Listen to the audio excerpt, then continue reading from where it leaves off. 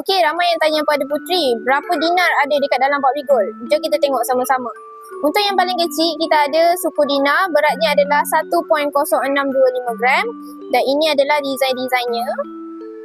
Okey, ni antara design yang ada lah kalau kita nak keluarkan daripada gold ATM machine. Yang kedua, kita ada separuh dinar.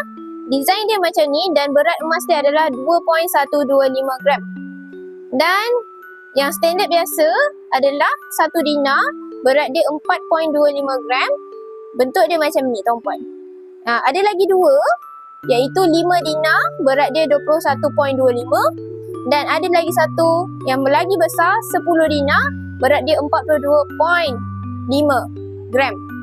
So, boleh bermula ikut pada tuan-puan nak kumpul yang kecil ke besar pun boleh. Kalau nak terus beli yang besar pun boleh. Bagi tuan-puan yang berminat nak mula simpan emas, boleh follow dan rujuk di bahagian bio.